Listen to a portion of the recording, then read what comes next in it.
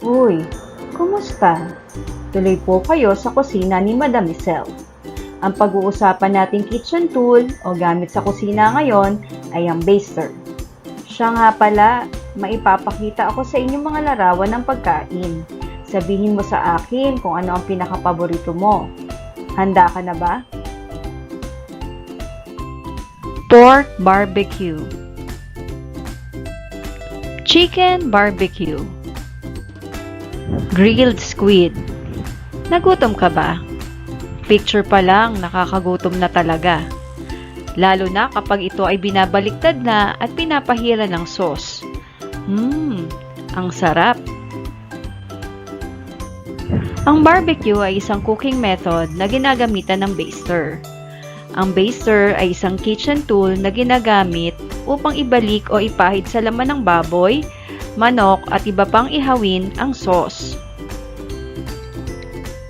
Ang nasa larawan ay ang turkey baster.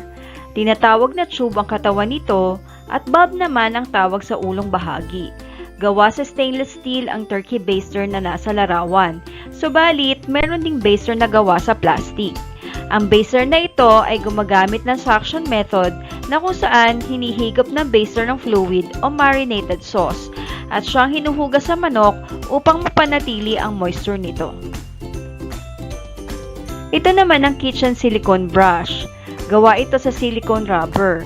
Ginagamit din itong pampahid sa barbecue. Depende sa kalidad, may mga kitchen silicone brush na hindi nade-deform sa matinding init ng oven o kahit sa pag-grill. Bukod sa pag-iihaw ay maaari ring gamitin ang kitchen silicone brush sa paggawa ng cakes and pastries.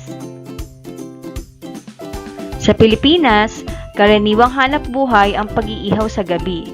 Isang alternatibong ginagamit na baster ay ang paintbrush. Subalit, may mga grupo na nagsusulong na gumamit ng mas healthy at safe na alternatibong paraan gaya ng paggamit ng dahon ng saging, dahon ng tanglad, at maging dahon ng pandan. Naniniwala ang grupong Eco Waste Coalition na ang non-food materials na mayroon sa mga paintbrushes ay maaaring magdulot ng lead contamination at makasama sa ating kalusugan. Pero syempre, ang paggamit ng kitchen tool ay para-paraan lang.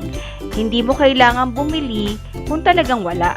Maaari ka namang gumamit ng serving spoon o slotted spoon upang isagawa ito.